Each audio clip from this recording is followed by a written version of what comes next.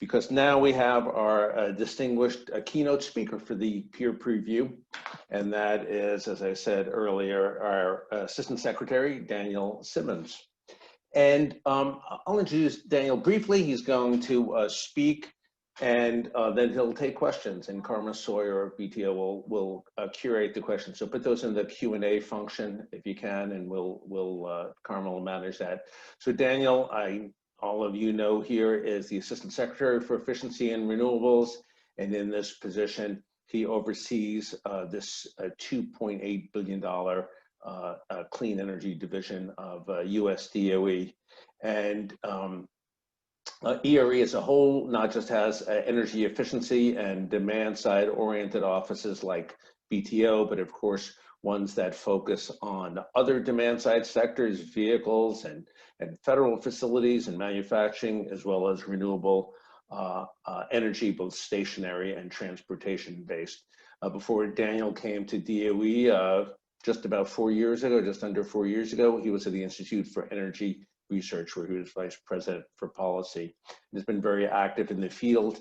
He is a graduate of Utah State University, as well as George Mason University School of Law. And I will say, Daniel, we talked bicycles earlier today, so I will say Daniel is an avid and I will say serious bicyclist. So that's important to at least me, if not all of us here. But let me also just say before we ask you to speak, Daniel, I just want to say Daniel, when he became Assistant Secretary early on, made clear to all of us at ERE that his three priorities were affordability, energy affordability, and that means the affordability of both the energy itself, in terms of price and consumption, but also the affordability of the efficiency and renewable technologies that we're all working on, from solar panels to LED light bulbs. Energy affordability in the heart of the work that Daniel has led as Assistant Secretary. Number two was integration and collaboration, and the distinction there is integration of efficiency, demand side, renewables, storage, et cetera, vehicle charging. And you can't integrate those substantively unless the offices at DOE are collaborating. And Daniel has led us on that, and it's changed our culture, I think, quite considerably and very happily. And his third priority after affordability and integration has been storage. And that is such an important topic, and Daniel has defined storage broadly to not only include batteries, of course, but thermal storage and demand flexibility that can act like storage. And of course, a major DOE priority has been the energy storage grand challenge. That's a little bit of what Daniel's leadership has meant to us at BTO and at ERE. And without further ado, very glad to have you, the Assistant Secretary for Energy Efficiency and Renewable Energy, Daniel Simmons. Hey, David, this is Jeremiah. I'm not Daniel Simmons, surprise. But I just wanted to reach out and say that we're having a tough time seeing Daniel, so we are sending him a direct link to relog in. He was on, so he heard that great introduction. So bear that in mind, but we're just trying to get him relogged in so he can get moved over. So please bear with us. Okay, well, while he's doing that, I will just say, for those of you who don't know, that many things in life have factions within them, right? Even within things, there are, I don't know, I'll get in trouble for this, Catholic and Protestant and Eastern Orthodox. So within bicycling, there's two kinds of bicyclists. There's roadies and there's mountain bikers. The difference is, unlike other things in life, one can do both of them. I don't know if Daniel's, I do a little of each, but Daniel, I don't know if you're a mountain biker, but Daniel is a very serious road biker. So I will say that. So I hope that has interested, I hope that hasn't alienated any fellow mountain bikers here.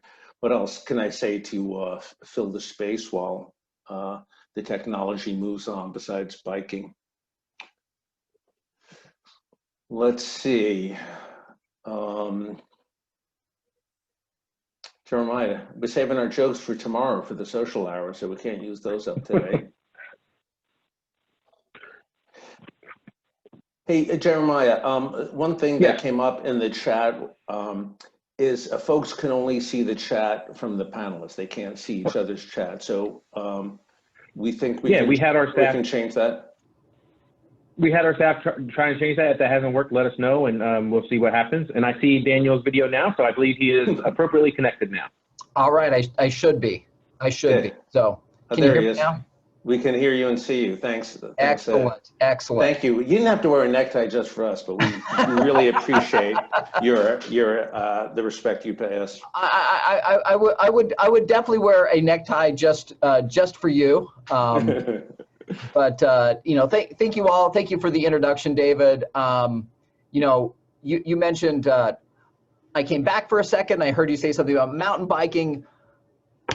After spending 20 years almost exclusively road biking, I visited my parents, and there's like this new mountain bike trail. My parents live in Utah. They live less than a mile from the national forest. It was ridiculously fun. But anyway, if I could ride my bike every day, I definitely would. So thank you, David, for your introduction and your dedication over the past several years. As David mentioned, I've been here for almost 4 years at the Department of Energy, and it has been great. We have really executed on some very comprehensive approaches to energy, to our buildings portfolio overall, and I think that these are very important. So thank you all very much for joining with BTO on this adventure to overall increase our energy efficiency and really to move the ball in terms of energy efficiency. And you know, none of you would be here if you were not keenly aware that our nation's 125 million residential and commercial buildings use about 40% of our energy, and nearly 75%, nearly 3/4 of electricity at periods of peak demand. And as we were discussing this over the weekend, I will see if I can share my screen. This is what happens when I have too much time over the weekend. We'll see if this works. Can you see this chart? Can you see it? Ah, good. Yeah. So good. this is you know, I was curious because I had my talk and I was reading my talk and I was like, okay, well, what does this look like? This is from Energy Information Administration's monthly energy report, and you look at this in some sense and you're like, wow, that's a that's a rapid increase, and it was a pretty rapid increase from 1980 through about 2000. But since then, we see how much how flattened this has been. And by the way, if you look at total energy, not just residential and commercial energy, it is also totally flat. And then we see population continuing to increase. So this is something that I think really should be celebrated. That our total energy consumption hasn't really gone down, except for this year. This COVID thing it's an anomalous year. However, this is really steady, even though population has continued to increase. And so, this I think is great. And as David has mentioned, that as I think about energy efficiency, as I think about our use of energy overall, one of the things that the three things that David outlined that I emphasize is that energy affordability, which includes not only energy itself, but the things that use energy. And I'll dive into some more of that. The integration, bringing together, I mean, when you're the assistant secretary for EERE and you have all the renewables and you have these consumption, like energy consumption in terms of what's going on in manufacturing, what's going on in buildings, what's going on with appliances, all of this, we have to think, I believe, of the future of bringing together, a different energy system, and buildings play an important role there. And then energy storage, and this is key not only for things such as electric vehicles or other types of vehicles, but also for energy storage in buildings. And over the one of the things in terms of energy affordability that I really care about is these numbers really surprised me when I saw them a couple years ago. This is again from the Energy Information Administration, and really what it shows is that a third of families feel some energy insecurity over the course of a year. Now this is from a survey. I don't know if that survey is done every 5 years, but if it's done this year, It would look uglier, I imagine, with COVID. And the challenge, I think, is if we have these issues around energy affordability in the United States, we know that these issues are, are global, and I'll get to that in just a second. Our work, what Congress has told us to do, is to improve the energy efficiency of the United States. But as we think about these technologies, the real goal, I think, is to expand them globally. This weekend, I was going through some, organizing some folders on my computer, and I came across this picture that I shot in Ecuador 25 years ago when I lived there. And so thinking about buildings and energy, and this woman washing her clothes and Hey, living. Daniel? Yes. We can't see, as David, we can't see the picture yet. Is it? Whoa. Is it in a different app or something? No, it's in. That would be a gigantic bummer, because who cares Yes. about the the charts? Anybody can see the charts. Right. Exactly. we've come for the picture. I'll try it one more time. Now we got it. Good. Now you got it? Good. Beautiful. Okay, so this is the picture I shot 25 years ago. This is in Guayaquil, and this is probably at the time the poorest neighborhood in Guayaquil. And so these are houses made out of bamboo. These houses use hardly any energy. You cannot have air conditioning in a house where there is, in terms of air sealing, does not exist. And, thinking about this and wondering about how this has changed in the past 25 years. And this is a few streets away. I'm not exactly sure where I took that picture, but it's pretty close to this one. I mean, we're less than a quarter mile from that last picture in this picture. And you see some pretty radical changes. We see definitely some nicer buildings, buildings with glass. You could have air conditioning. You're able to use, and people are using a lot more energy today. And then I was also thinking about this in terms of this energy affordability and the affordability of energy efficiency, ideas. Was a picture I shot just a couple years ago in India. That this situation that you just saw in this little microcosm in one tiny part of India in Ecuador, is happening in India in terms of hundreds of millions of people. Hundreds of millions of people are moving up that economic ladder, and they want to use things like air conditioning. And that is massive consumption of energy. When we were talking about 8 billion people, probably more than that, that are looking for these technologies, these energy consumptive technologies that make their lives better, but definitely use energy. So in the United States, we have this issue where we have, it's awesome. We have flattened out our use of electricity. Globally, our use of energy is going to continue to increase, and the affordability is critical for improving people's lives.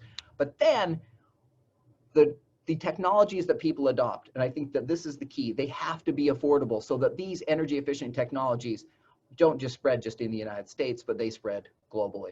So that's why I was a little bit fired up about thinking about this weekend. I don't have any more pretty pictures, unfortunately.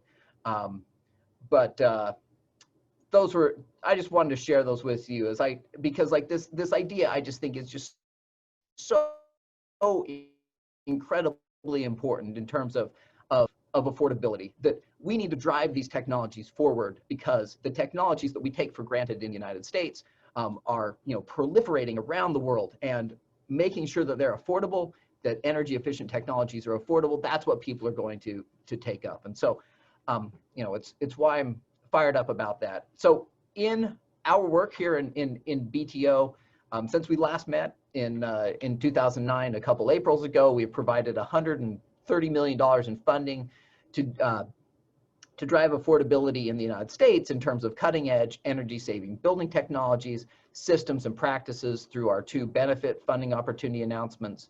We've also, we're looking at new technologies to help buildings use energy, less energy directly, but also the affordability and the manufacturing, installing, maintaining, and replacing those components. I mean, this is, again, to my point about that affordability, the affordability in manufacturing and installing, that's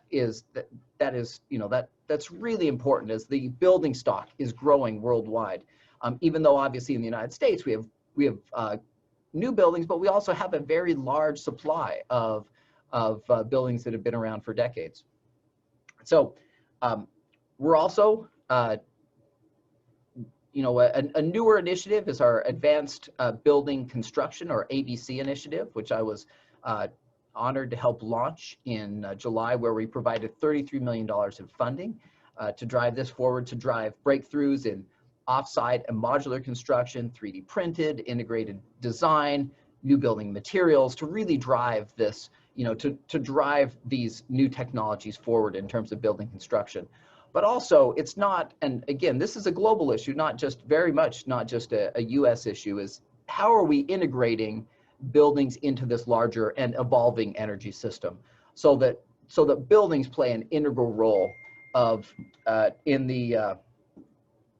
so that buildings play an integral role in the energy system, as opposed to being, just kind of like dumb consumers of energy.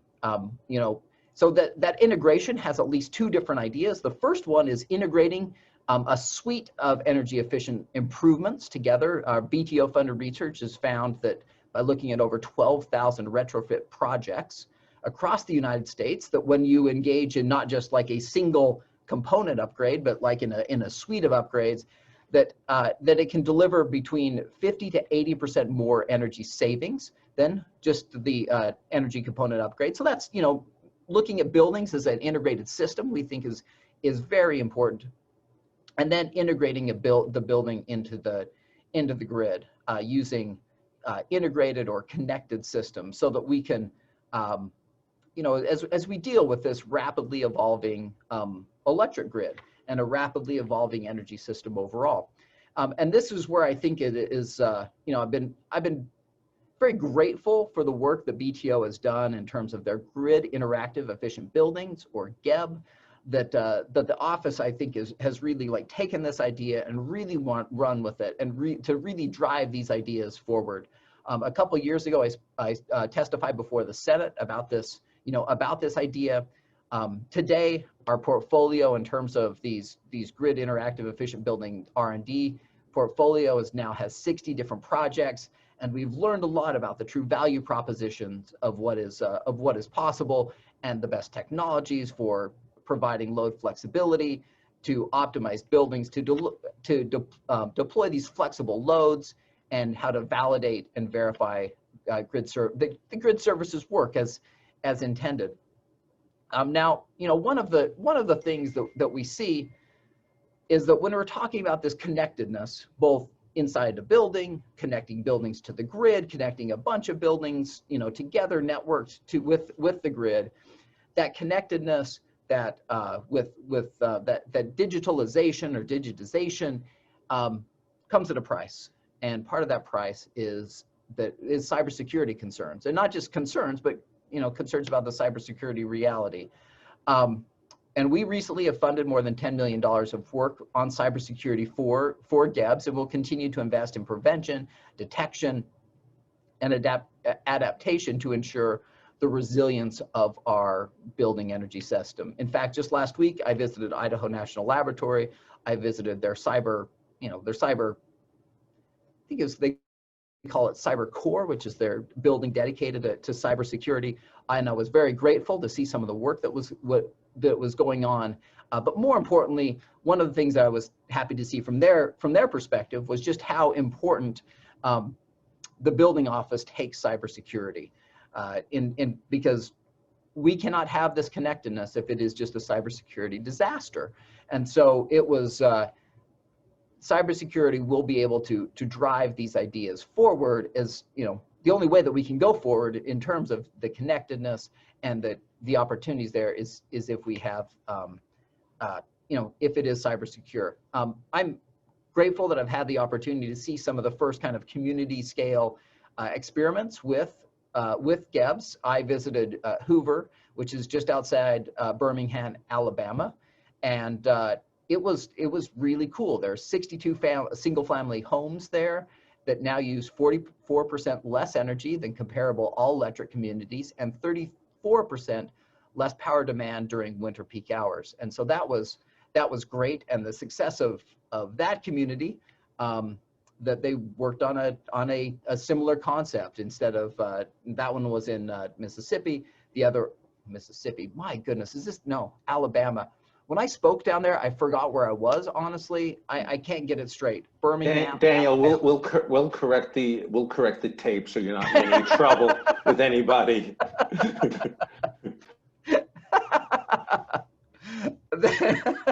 This second home is the second development is in Georgia, just outside Atlanta. Secretary Bruyette visited and was he visited the Alabama site, but he announced our $65 million funding opportunity through our Connected Communities funding opportunity that will expand this program overall by fivefold to really continue to understand, how idiosyncratic are these communities? How can we really deploy this idea in a much grander fashion? So it has been rewarding, I think, to see how far that this concept has come. And remember that we are still accepting concept papers for the $65 million Connected Communities funding opportunity through February 17th. So please check that out. Please get in your ideas. And have an important announcement to make today. There was an early question that I think is about robotics that feeds right into this that feeds right into this announcement. As I mentioned earlier, as I was talking about our advanced building construction initiatives effort to make retrofits easier and more affordable, I didn't fully describe how hard it is to execute on some of these retrofits. Building envelope retrofits only account for about 1% of all building retrofit projects in the United States. And there are many reasons for this. There is hazardous materials sometimes that were used in construction. They're sometimes unsafe, oddly shaped workplaces, not to mention that retrofit projects in general can be disruptive, invasive, and costly. And so what our research has shown is that robotics could be a complementary alternative that helps contractors gain access to spaces where they can't otherwise fit, such as ducts to perform air sealing and augment tasks that are repetitive and difficult.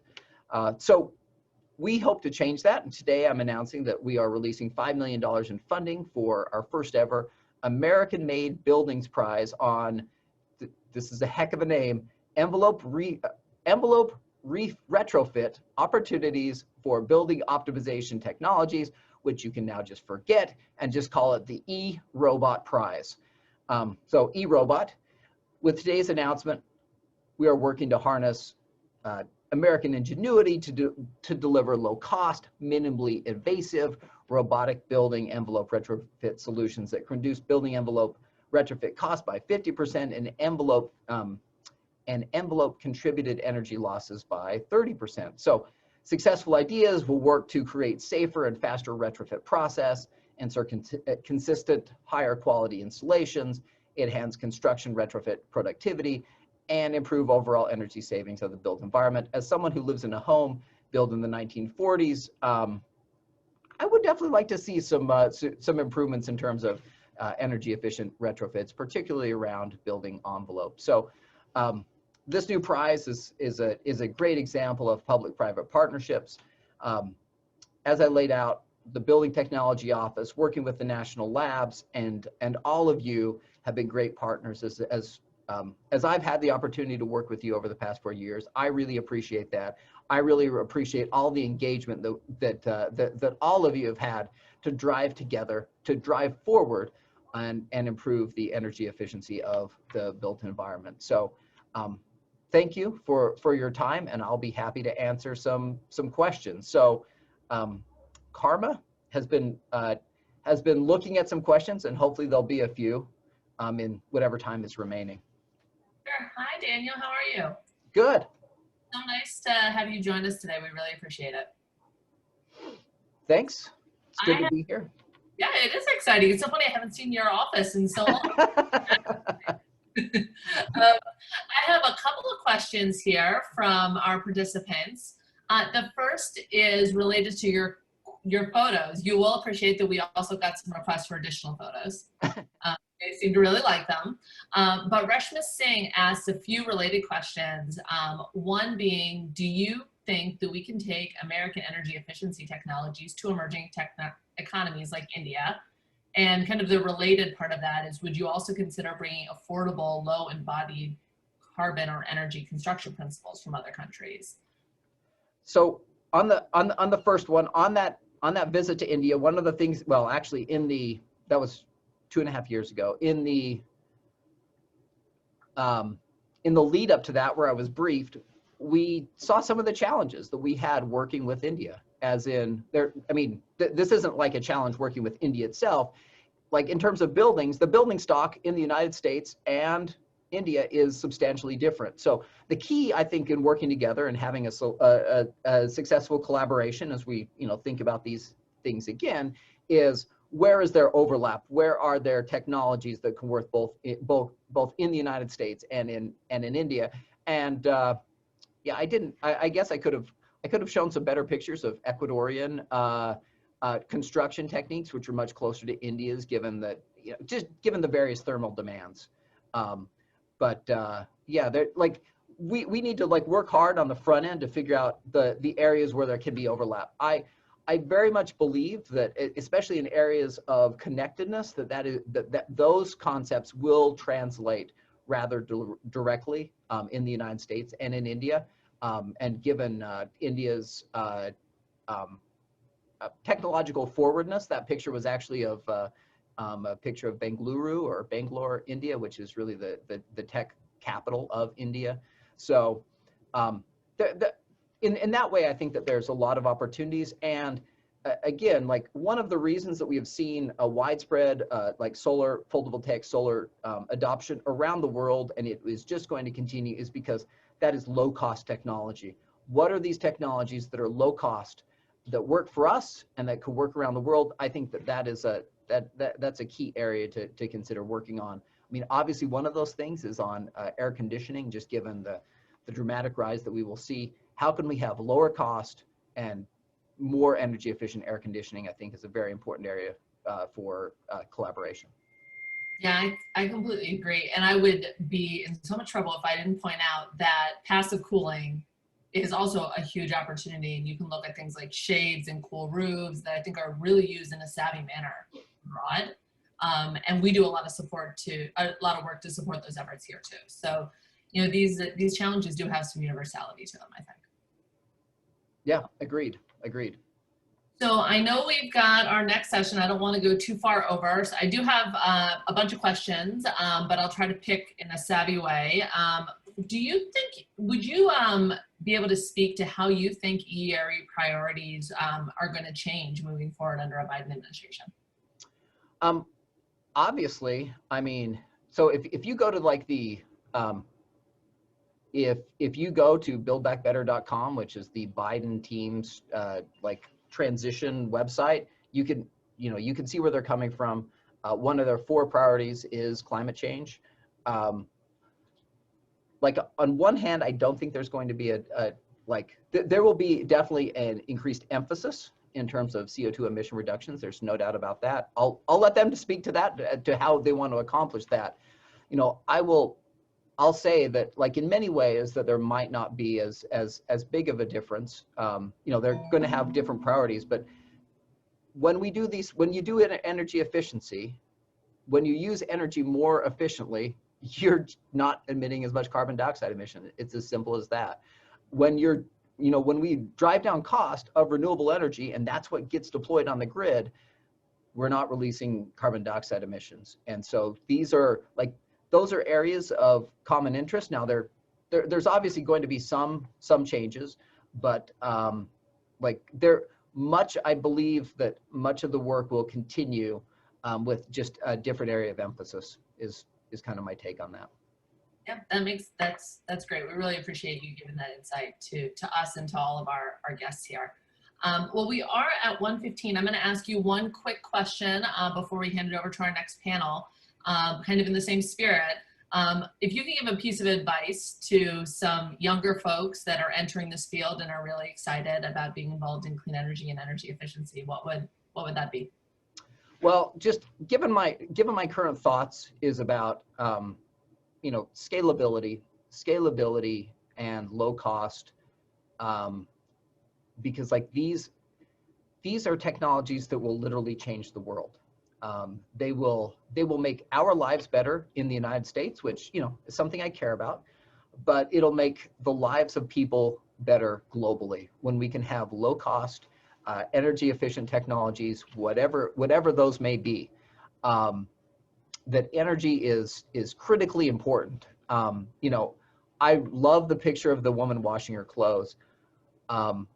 I have no desire to wash clothes. I don't think there's anybody out there that really loves to wash clothes, that we have better things to do with our lives and with our time than have to do that. And so as we can drive down the cost of the various ways that we use energy, it makes people's lives better. And you know, I'm grateful for this opportunity that I've had to work on that over the past 4 years. And thank you all for all of the work that we have done together. I really appreciate it. And with that, I will hand it back to you, Karma, David. Daniel, thank you so much. That's a great way for us to end this, and we've really appreciated working with you and your leadership as well. Thanks. David, I'm going to hand it over to you. Thank you all for the chance to let me take some questions from all of you. I very much appreciate the opportunity. Great, thanks, Karma, and thanks very much to Daniel. Look, if you don't know Daniel Simmons personally, you just saw an important element of his style. He's not only the leader of ERE, but he does it in a very collegial manner and a very helpful manner with candor and humanity that makes our jobs day to day so much easier to do. And so that's been greatly appreciated. And besides, he brought us some nice photos. And you know, no offense, Jack, to you or me or Maddie, I loved our video, but those are really nice photos that Daniel brought, and humanizes the work that we all do, whether it's lifestyle and the role of technology in our lifestyles, or energy affordability, or we could also have photos of the impact of climate change and the role of renewables, et cetera. So the human part is easy for us to forget in a technical field.